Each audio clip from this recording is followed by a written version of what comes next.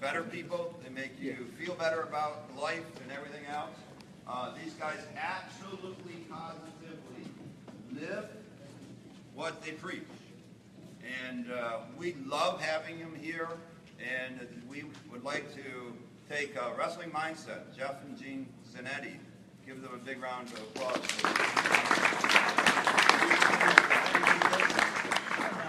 I'll rest this on here. Okay. All right, very good. Hey, so number one, we're very thankful. We're grateful for the opportunity just to be here.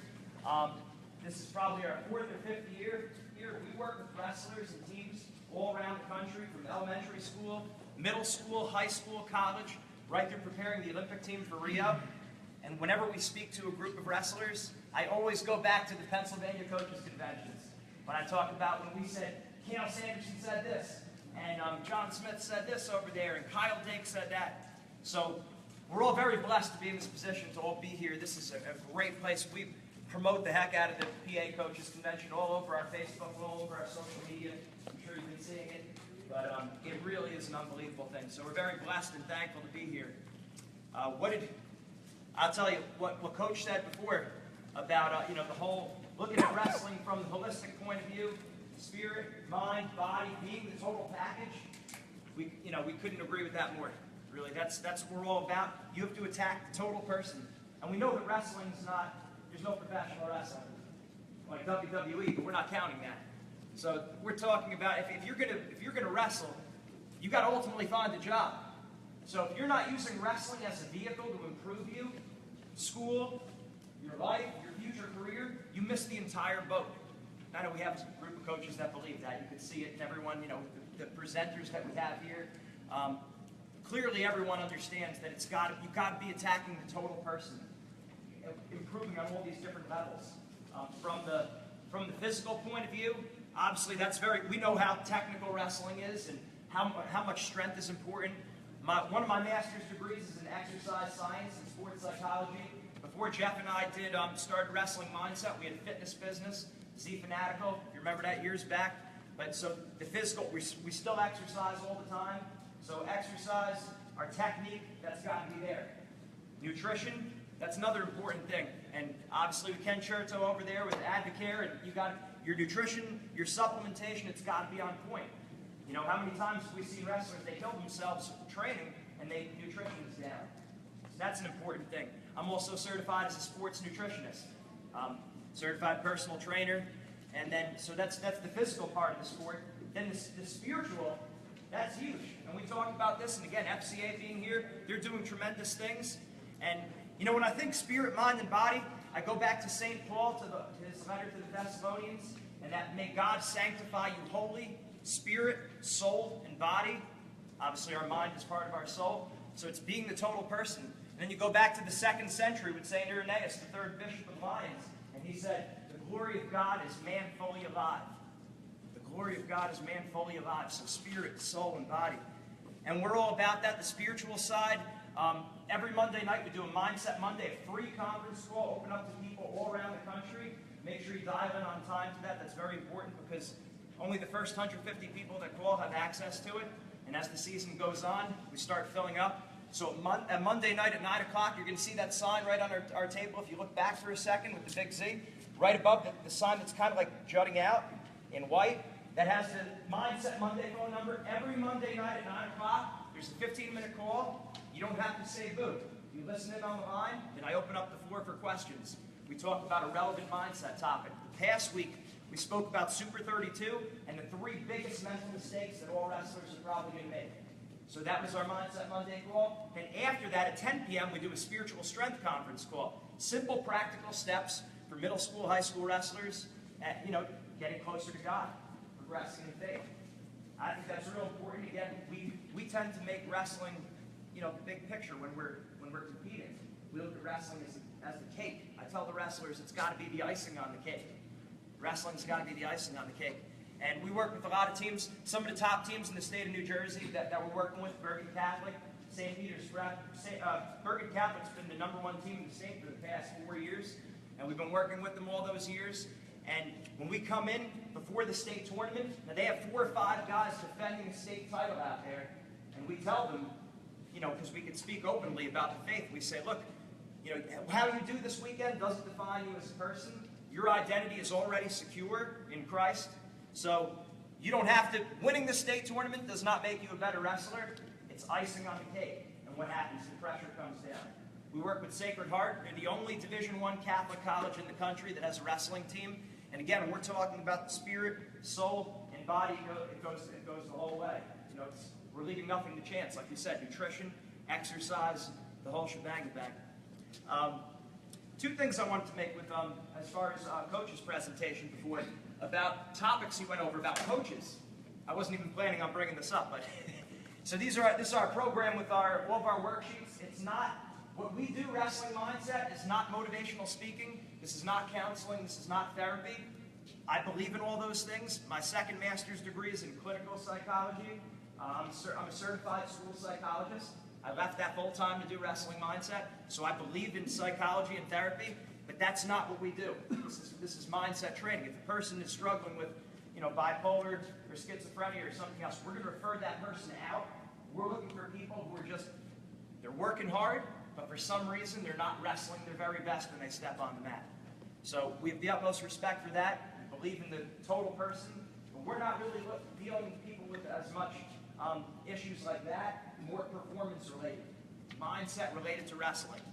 You know, okay, however things are going, are you going to shoot or not when you're wrestling? Are you going to be aggressive or not? Are you going to pull the trigger? Are you going to wrestle with that fire, with that killer instinct, or not?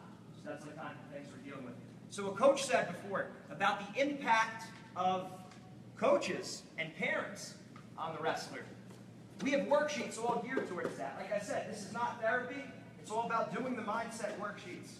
If we're not putting the pen to paper, if we're not doing the mindset exercises, that's not mindset training. It would be like, now our coach in college, you're going to see him tomorrow, Zeke Jones. He was like the only American wrestler to ever be named the most technical wrestler in the world.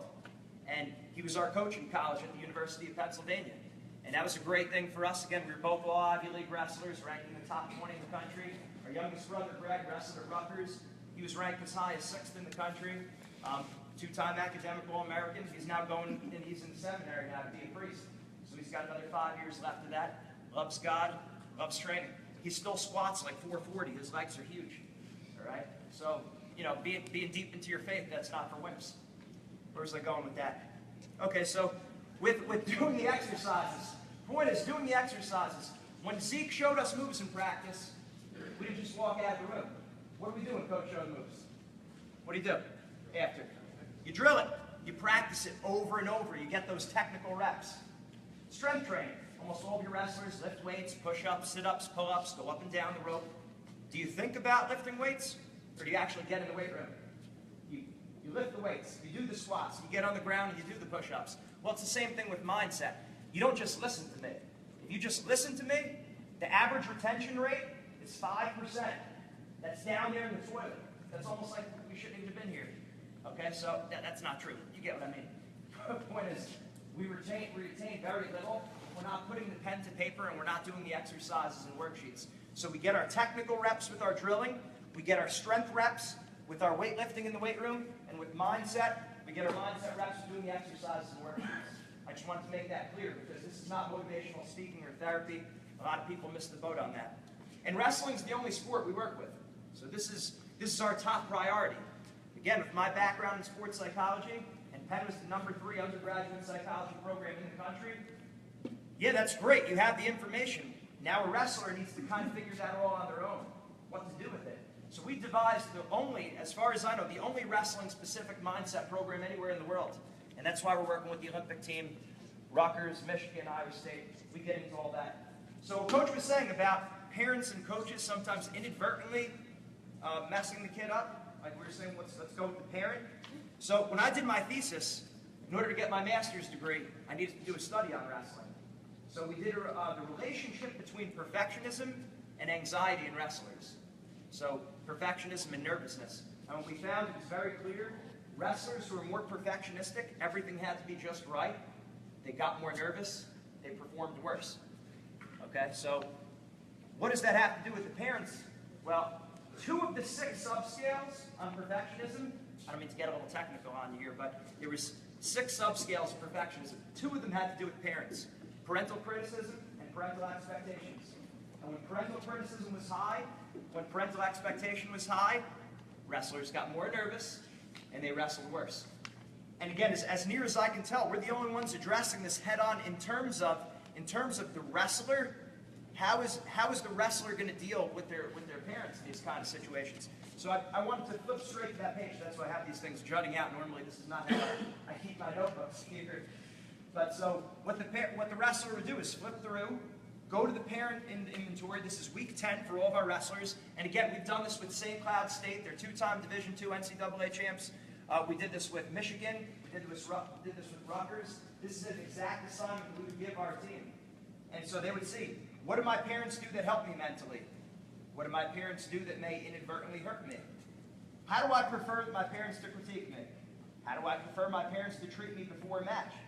And notice how we set this up in like multiple choice. Do I want my parents to make me fired up and get me motivated? Usually they don't want that. I just want the parents to see that the kid's not choosing that answer. 2, keep me relaxed and calm. Joke around, talk about things other than wrestling. Give wrestling-related technical feedback. Usually wrestlers don't want feedback from their parents about technique right before they step on the mat. The point is we cover all this stuff.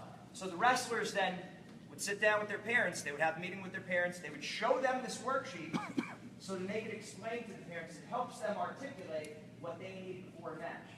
Does that make sense? Exactly. The point of the worksheet is for the kid to be able to articulate what they need to their parents before a match. So I just wanted to address that since it got brought up anyway. That's how we handle that directly. We understand the holistic approach, spirit, mind, body, and you better believe that the parents and the coaches have a tremendous impact on the wrestler's performance. The other thing Coach was speaking about was focusing on things directly in our control. In other words, are we the ones taking the first shot every match? How's our body language? On bottom, do we have the first move? On top, do we have the first move? So week 4, we have a match evaluation. Now, we've all heard the cheesy phrase, the true but cheesy phrase, it's not whether you win or lose, it's how you play the game. It's true, but what exactly does that mean? So we broke that down to what that would look like in wrestling, on neutral, on top, and on bottom. So as an example, on bottom, did you go for your first move every time? Were you constantly moving? You didn't finish any period on bottom, and they check these things off. So when we speak to our wrestlers and teams, we're not interested if they won the match or lost the match. Obviously, we'd like to see them win, right? We're trying to help them win. But if we're focusing too much on winning, it might not get the job done. So when they tell us, I placed first in the tournament, I was 4-2, we kind of brush that off. We're like, oh, okay, how did the match evaluation look? Did you answer no to any of those questions? That's going to give us a better picture on how well they're doing. Because if they're answering yes to all these questions, even if they're losing, wins are going to come their way. I see some wrestlers here. Who's still active right now as a competitor? Get the hands up. Active wrestlers, put the hands up. Who else? A couple guys? All right, so good. You can put them down. Good. So, yeah, it's important for you guys. If you're answering yes to most of those questions, wins are going to come. But if you're answering no to those questions, losses are going to come, even if you won today. So all of it's done to help the wrestler really hone in on what matters. And by them putting it down on paper and seeing it in their own handwriting, that's how they could really make that change in their head. It's not just, when we talk about mindset, normally we just have a talk with someone about it, and it's not written down. We forget about it. But once you have these worksheets, you have that for the rest of your life. And that's the reason why, with all these teams and all these individuals, this program has been an unbelievable success. Because it's attacking it in a way differently than anyone else attacks it. Really great. So that's the stuff I wanted to get on the record first. Now, like we said, we talked a little bit about the spirit, we talked a little bit about the body, and now getting more into the mind. If I could have the stick, please. And now this was donated to us. Well, not donated. This wasn't donated. This was we're using this from Reslite over there. Not making a plug for them other than to say that they are the best. And the Zanettis, our families, we've had wrestling matches for years. They've all been Reslites. So it really is great. You need a volunteer. Now, is that, you tell your kids about being aggressive, right? In matches. And you wonder why, like, maybe they're not doing that.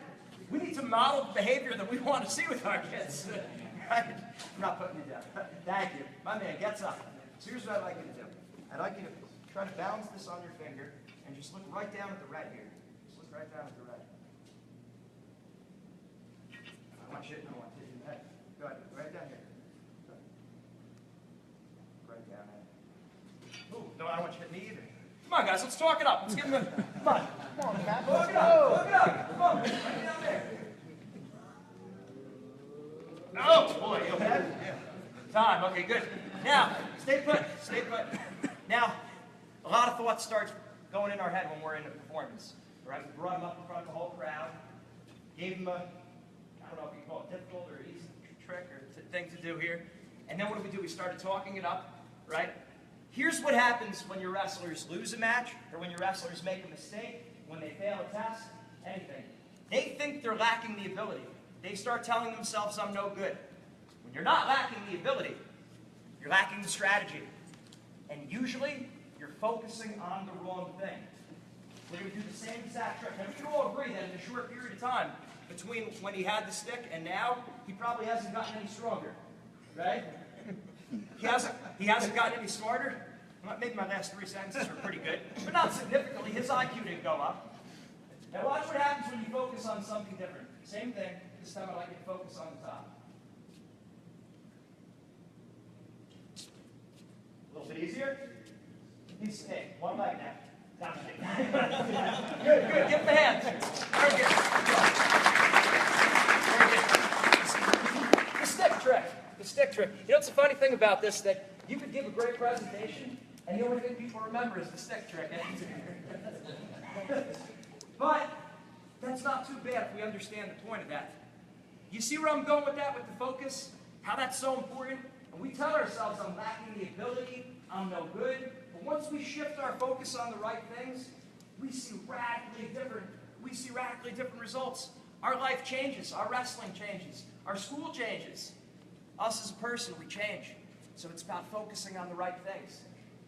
So whenever I speak to a group, the first thing I usually ask, and this is usually 5 or 10 minutes ago, what percentage of wrestling is mental and what percentage is physical? If you had to say. I know there's no exact answer. There isn't an exact answer. But if you had to say, call it out. 90-10. 90? Mental? 90. We got 80. We got 90. Going once. Going twice. Okay, let's say, we'll go with the low number. And again, there's no exact answer to this question. But let's say the sport's 80% mental. Let's go low number. We could all agree that it's a significant portion of wrestling.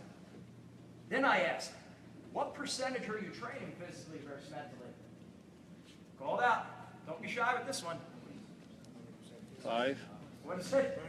100% physical? 90% physical? Yeah, and, you know, we tremendously train ourselves physically. If you're anything like me, and again, I'm not here preaching or trying to come from a higher place than anyone else. Any of these mistakes I talk about, I made them double. My brothers too. It's like before you succeed, there's a lot of losses along the way. And you just need to learn how to control that. But if we're saying wrestling is 80% mental, and we're training 90, 100% physical, I'm not a math guy. Jeff was better with math. Okay, I was better with English and history, but I know those two graphs don't jive. Those graphs don't go together. So if we're wondering, why am I not getting the results I need, or why the results I think I deserve, maybe it's because those two graphs are off. I'm saying the sport's 80% mental, I'm training 90, 100% physical. I spoke at a Wisconsin coaches meeting 2 or 3 weeks ago, something like that. We talked to Ben Provisor. He was an Olympian from, he was the Greco Olympian. Great wrestler, great person. He's awesome. He said he was more physically ready, more technically ready for any event than he's ever been in his life. He said the big thing was, mentally, he got tripped up a little bit. The issue was he was thinking a little bit too much about defending his opponent's headlock, and people were telling him too much about his opponent's headlock rather than focusing on what he was going to do.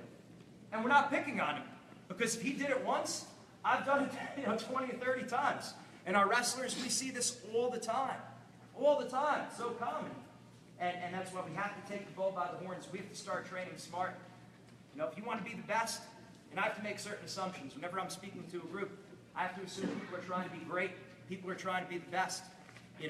When you look at the bell curve, the bell curve, the inverted U, most people most of your friends, most of your family, this is just the way it is. Most people are going to be average.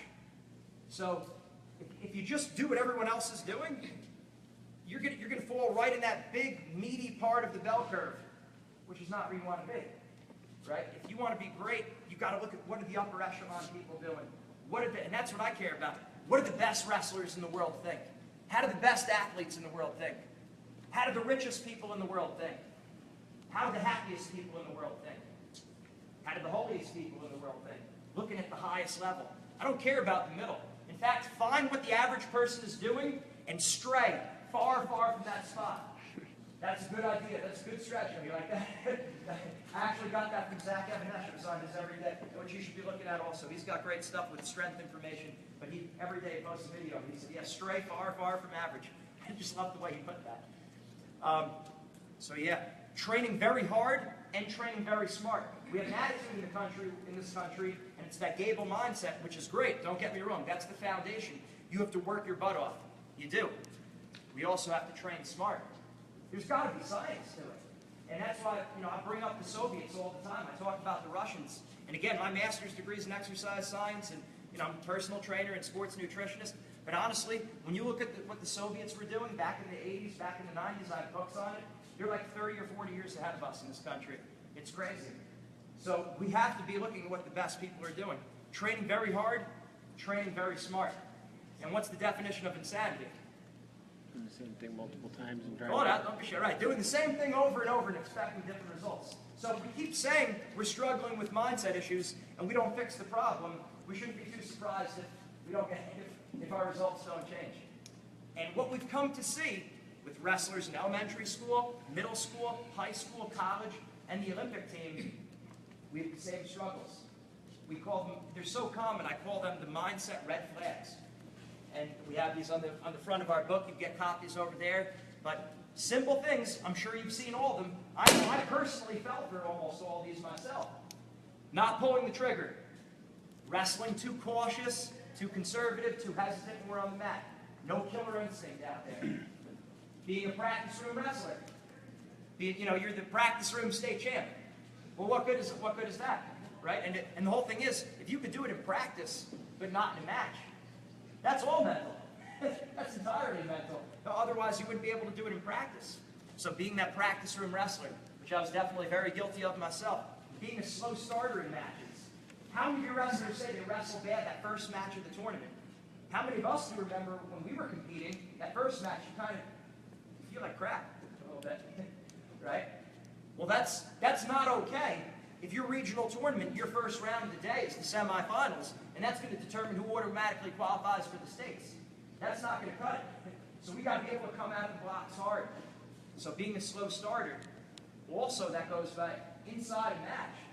When we're wrestling, we don't feel good until the second or third period. We hear that from wrestlers all the time. I didn't feel, some of you guys who are competing probably, men, eyes up front, this is important for you. A lot of times, what happens is we think a little bit too much about, we don't feel good enough until the second or third period of the match. That's no good. That's no good. Parents or wrestlers say this all the time. I didn't feel good until the second or third period. You're never going to beat someone that you're just as good as, or they're a little bit better than you. Not that you're never going to beat them. It's going to be tough to beat someone a little bit better than you if you don't come out of the blocks hard as soon as you step on the mat. You're going to hear from our coach in college, again, Zeke Jones, the world champion, Olympic silver medalist. He was very meticulous. I'm sure he'll give you some percentages. He was very organized. He knows his stuff. And he made it a point to us that he broke down the Olympic championships. He broke down the world championships, the NCAAs. Most takedowns happen. I don't want to give his presentation. I don't know if he's going to say this or not, but most takedowns happen in the first 15 seconds of the match. No. The first 15 seconds of a whistle start. Neutral. Most takedowns occur within the first 15 seconds of a whistle start, which could mean you go out of bounds and you come back, right? Or a ref calls a stalemate and you come back and you wrestle. Within the first 15 seconds of a whistle start means you got to be ready to go. So how do we get that mind right? How do we get that mind right so we step on the mat with that fire in the eyes? Real important. Poor body language. Some kids, they look scared out there. They go to the state tournament, NCAA tournament, they look like a deer in the headlights. Their eyes as wide as saucers. They're looking at all the people around, they're focusing on everything except what they need to do. we've all seen it, and we've lived it. Not wrestling to our potential. Choking in big matches. We beat a guy in practice all the time, we get out in a match, he beats us. Or maybe we dominate in practice, and then in the match, it's like a 1 or 2 point match. Makes it all mental. So, again, these are common red flags that we see with all these top teams we work with. So, if we don't fix the problem at a young age, it follows the kid up. Here's the wrestling analogy to that. If I can't stop a double leg in middle school, I keep working hard, I keep working hard. I go to high school, but I'm not focusing on double leg counters. What happens when I hit a good double leg guy in high school? He takes me down. I might have been becoming a better wrestler, but I haven't learned to counter the double leg yet. So I get to high school, guys take me down with the double. Then what happens when I go to college if I don't work on it? I'm doing well against the single leg guys. I get a good double leg guy, I'm getting taken down again. Same thing with defending legs, defending the crab ride. If I don't fix the problem at a young age, it just follows you up. And the problem with mindset, we look at it differently. We look at it differently, and we shouldn't. We look at mindset differently than we look at our physical training, our technical training. We say, oh, the kid's just going to mature out of it. Kid struggles with confidence, and we say, yeah, he's just got to get more mature. He's getting older. You don't have that approach with strength training. You don't have that approach with technique. We shouldn't have that approach with mindset. And the other thing is, another mistake that we make when we view mindset, we think about it like some kids have it, and some kids don't. That also is BS. That is crap. That's not true. We're all, like anything else, we all have strengths, we all have weaknesses. Every one of us. We got strengths, we got weaknesses. Some of us have strong arms, weak legs. Some of us have a strong grip, but a weak neck. Same thing with mindset. There's different areas of mindset. It's not like you have it or you don't. Some kids are very good at relaxing under pressure, but they're not mentally tough. Some kids are highly motivated, but they have low confidence. So don't just chunk mindset into one big blanket. That's not how it works. We all have to focus on making our strengths better and bringing up our weaknesses. So start viewing mindset training the same way you view technique and strength, and you'll start seeing those different kind of results. We focus on our technique all year round. We focus on our strength training all year round. We focus on our nutrition. You should be, if you care. At Bergen Catholic, again, we work with, over there, Nick Suriano. You better believe he's focusing on his nutrition all year round. And again, I don't care about the dog. I don't care about the fish, the kid who stinks. I'm thinking like, what's Suriano doing? What's Kyle Snyder doing? What all these wrestlers that are coming here? How does Frank Molinaro live? Those kind of people. Nico Magalutis, who we were talking about before. How are they living? They're focusing on that nutrition all year round. So mindset.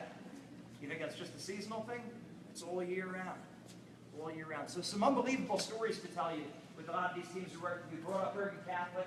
Nick Suriano, we heard he's doing real well in the Penn State room right now. The reason why he's so good is he is tough. He's mentally tough. He's operating at a higher level than even the people around him. We see him at the tournaments. Whenever he sees me and my brother at the tournaments, he's pointing to his mind. He's right here. You see that all the time. He looks at us, he points to his mindset. He's tough.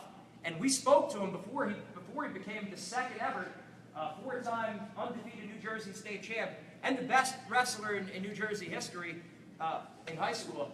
And the week before the state tournament, he said, I understand that this isn't the big picture. He said, I understand that wrestling doesn't define me as a person. Now, if you looked at him, you might think a little bit differently. You would think, well, this is all he's thinking about. But again, we're in that room twice a month at Bergen Catholic. We've been for the past 3 seasons. We get to deal with these wrestlers. We see how they really think. And we knew his priorities were in mind. And that's why he's able to, I'm not saying that's it, because of everything he does and his mindset, that's why he has that kind of success. Another one of the wrestlers that we've been working with, 2-time state champ, we got him before he won the states. He took 3rd or 4th, something like that, his sophomore year. His dad came to us, and he said, I have a son, he's a really good wrestler, but he's not enjoying wrestling anymore. He's not having fun. We know what that's like, and we should be concerned with that because a lot of wrestlers quit, which is devastating to our sport. They quit not because they don't like wrestling, but because they don't want to deal with the pressure anymore. Well, this kid was in that position. After his sophomore year, he placed in the States. Now he knows there's expectations on him. There's a change in mindset, right? When all of a sudden we become the favorite. Well, he said he wasn't enjoying wrestling, he wasn't having fun, and and he was real nervous. We said he's got to be doing our mindset program. I explained all the things we just talked about. He started doing the program. This is in September, leading into his junior year. Fast forward to March when he's in the state semifinals, the biggest match of his life, and he's with Coach Bell. If you know Coach Bell, great guy, head coach of Bergen Catholic, who helps the women's national team. He was down in South America this past year. Well, he's with Coach Bell in the state semifinals, laughing and smiling before his match. And I said, you know what? Whether or not this kid wins, I'm happy. Obviously, we want him to win. I'm happy, though. This kid did not enjoy wrestling in September. Fast forward to March, he's smiling and he's laughing for the biggest match in this young man's life. He goes out and he wins and pulls off one of the biggest upsets in the state tournament in the finals. Unbelievable success story. But again, it's because, and that's, it's the way he lives, it's a tribute to his character, but it's fixing the problem. And the benefit is now we're talking about this in October, November, December, January, February. State tournament here is in March also. New Jersey State tournament's in March. Okay, so a solid 5 months. It's kind of like that wrestler we were just talking about. There's time to change.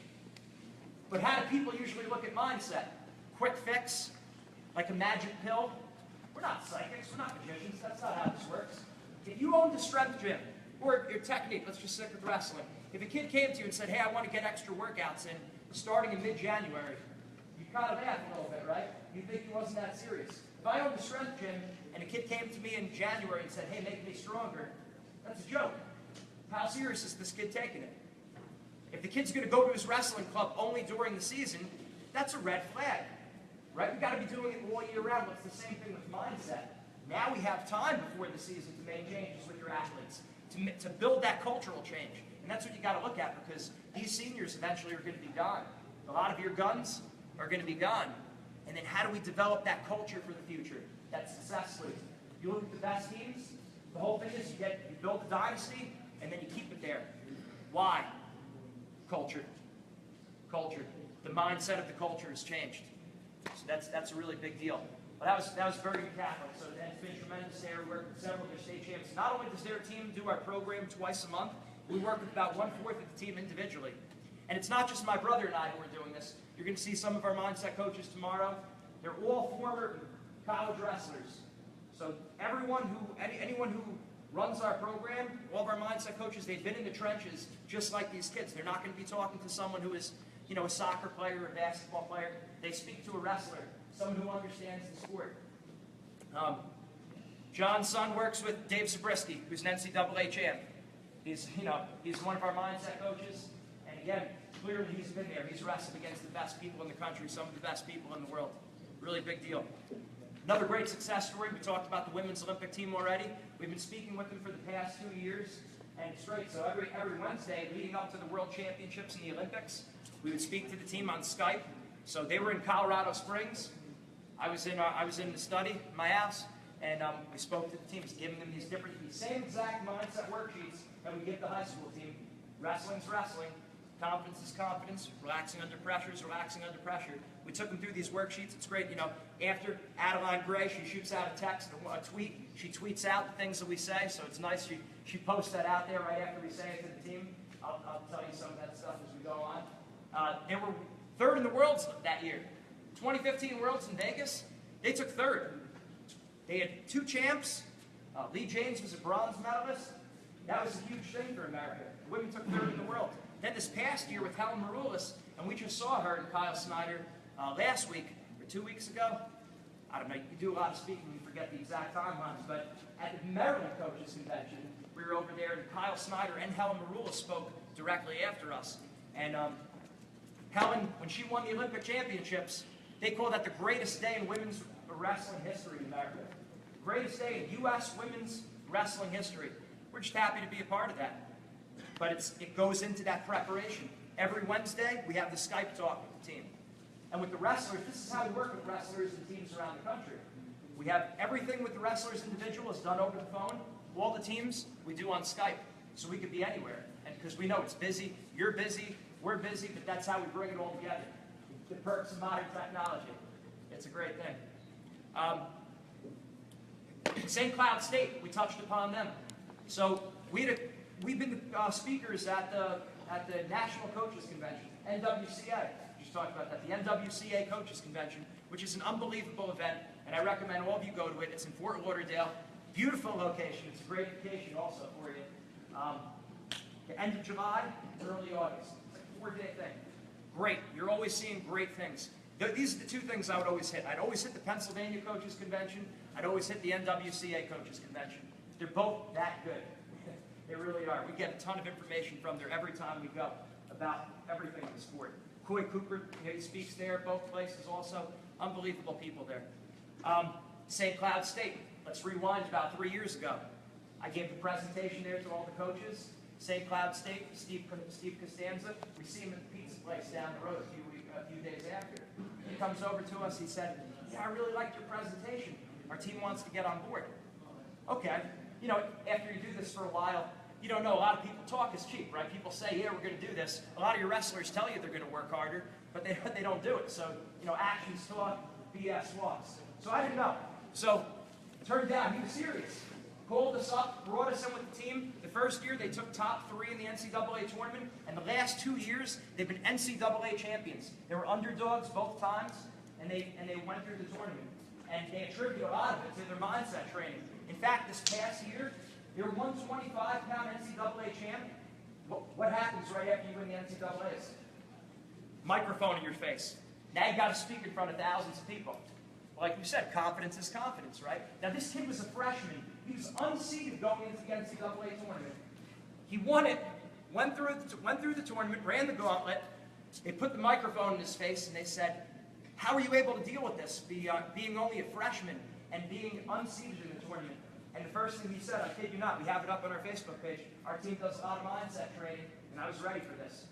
And that's just an unbelievable thing. The biggest moment of this young man's life, he wasn't thinking about his technique. He wasn't thinking about his strength. He was thinking about that mindset. And that's not discounting anything else. We're constantly saying the total person, technique, nutrition, mindset, be the total package, everything. But again, he's thinking about his mind. He controlled what he could control. And then the last one I think about with Iowa State. Now remember, we work with Rutgers, we work with Iowa State. Both of those teams have top 10 exercise science departments in the country for Division I wrestling schools. They bring us in to help their wrestling team because they understand we're very different than sports psychology. So this is years back when with Kyvan Gadsden, if you remember when he pinned Kyle Snyder in the NCAA finals. So we get a call in the middle of the season, I get a text message rather. We have a guy good enough to win the NCAA tournament, but he struggles in matches. Sometimes he gets distracted when the ref makes a bad call, or the crowd goes crazy, or he makes a mistake. His mind goes in different directions. Now, if anyone can understand someone's mind going in different directions, it's this guy right here. Right? I think about all these different things also. We're all over the place as well. So we identified right away what he's struggling with is staying in the present moment. We've 8 different series: confidence, relaxing under pressure, present moment. That's one of the series of the worksheets. So we sent him over the present moment worksheets. We said, have Kyvan fill these out. And sure enough, 10:30 at night, I get a text message. Kyvan Gadsden has these all filled out, right? And one of the things we have, one of the lessons that we have in this, where's it over here? For present moment, it's week 4. It's having a relaxation image. So in times where you're under extreme stress, and this isn't stuff we invent. Navy SEALs, Green Berets, they have this kind of stuff too. So when they're in times of extreme stress, they have something that calms them down, something that helps them relax. We call it a relaxation image. What do you think Kyvan Gadsden's was? Who watched the interview? Ice cream. Ice cream, that's right. It was ice cream. Good man. Thank you. Ice cream. And so this is no joke. On the worksheet on there, he has written ice cream. Then again, he wins the NCAA title. What do? Microphone in front of your face. Now you're speaking in front of thousands of people, the entire wrestling community, all your peers, family and friends who've never seen you wrestle before, and they started bringing up difficult topics. They were asking him about family members who have passed away, and he just pauses and he goes, "I just want some ice cream," right? So, and we look at it. It's on YouTube the next day. It's on Facebook. We're laughing. We're smiling. But this kid had a plan going into the NCAA tournament. He knew what he was going to tell himself when he got nervous. He had a plan. And the same thing with Helen Marula. She said the same thing. Going into the Olympics, when she would get nervous, she had 3 or 5 Bible quotes memorized that helped calm her down. That's not why we pray. We don't pray for what God's going to give us, but that's a whole other story. She had a plan going into the Olympics, what she was going to tell herself when she got nervous. You might think of Cale Sanderson, and I bring this up also. He spoke with the mindset coach before he went to the Olympics as well. And when he would get doubts in his head, he would tell himself, he would shake his head and go, nope, I'm ready. Nope, I'm ready. Very simple, not groundbreaking information right there. The point is, what do they all have in common? Helen Maroulis, Cale Sanderson, Kyvan Gadsden, they all had a plan. And again, it's one thing to say I have a plan in my head. It's another thing, keep going back to this book, let's keep this up top. It's another thing to have an actual plan put down on paper that you could go back to. So that's why it's got to be on paper. A dream is just a dream if it's in our head. It becomes a goal once we write these things down. Where are we at with time? 3 o'clock. All right. So we have what? How much time left? Well, what's this? How much time do we have left? 2 minutes. 2 minutes. All right. I'm going to try to do this predator-prey thing in the fastest amount of time I've ever done in my life. I took an animal behavior class when I was at Penn. This is going to summarize the whole, like the foundation of a lot of our worksheets. Took an animal behavior class at Penn. Very difficult. And roughly speaking, there's 2 different types of animals in the animal kingdom: predator and prey. How can you tell an animal's a predator or prey? Just by looking at them. Anyone? Their eyes. Their eyes. Lions, tigers, bears. Oh my. Their eyes are on the front of their head. Eyes in the front like to hunt. Say it. Right in front like the hunt. That was soft, but we're not going to repeat it. Why does a predator animal need to have eyes in the front of their head? To focus on their objective, to focus on their prey, what they're going to go after. Now think about prey animals: squirrels, chipmunks, rabbits. Where are their eyes? Front of the head or on the side? Side. Eyes on the side like to hide. Say it. Eyes on the side like to hide. A little bit better. Eyes on the front like to hunt. Eyes on the side like to hide. What does that have to do with you as a wrestler, you as a coach, you as a person? Everything. You have to determine, am I a predator or a prey? Look in the mirror every day when you wake up. Where are your eyes? Front of your head or on the side? Front, which means you're born predators. We're all born predators in this room. We got to start acting like it. In wrestling, in school, in our careers, with our families, with our faith, with everything in life. So as a wrestler, if you want to think like a predator, you're focused on 3 things in your control. We actually said this, and then Kyle Snyder said the same exact words in the same order last week, 10 minutes after we said it. Right on point. You focus on your effort, your attitude, and your aggressiveness. That's how you think like a predator. If you're focused on rankings, records, seedings, predictions, looking at forms, that's all crap. You see how that's prey mindset? We're looking around us. We're not looking at the front. Focus on your objective. If you're thinking, who's in the stands? My parents are here. My grandparents came to this match. What if I let my coach down? What if I let my parents down? Is that predator or prey? Prey. It relates to school also. Same thing with school. If I say my teacher assigned chapter 3 and 4 to read, no one in my class does the reading. Is that predator or prey mindset? Prey. That's soft. What does it matter what your friends are doing? Stop thinking like your friends. And this is what we train the wrestlers to do. Think like a predator, not like a prey. Now it's social media. It's even worse than when we were in school. You can see Facebook, Instagram, Twitter, Snapchat. Sure, we're all over it because we need to be for our business. But wrestlers see these rankings and records everywhere, and it messes with their head all the time, at every level, even at the Olympic level. So we have to teach them how to think like predators. You know, kids get picked on in school. Do we join the crowd and make fun of the kid, or we stand up for what's right? You know, none of my friends or family goes to church or prays. So what? That's prey mentality. If your faith and your morals are important to you, you do it. You focus on yourself. All your friends are drinking, smoking, partying. Who cares? That's prey mindset. That's soft. We have to teach people how to step up and be men. And you can see with the society we're in and everything that's going on lately with the news, it's constantly looking around. All this BS, and it's only going to get worse. We have to teach these people how to think like predators.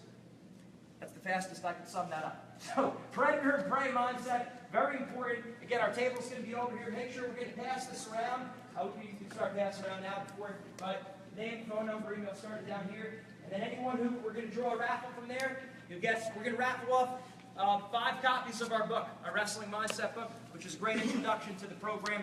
And again, this is really where you're going to see the results, where the kids are doing the mindset exercises. like I said, listening to me is not only small, it's almost pointless if you're not doing the mindset training, just like our drilling, just like our technique. So be the total package, and man, I'm excited to see what we're going to learn from everyone else. It's always a great thing when we're here. Make sure you come over and talk to us, and God bless everybody.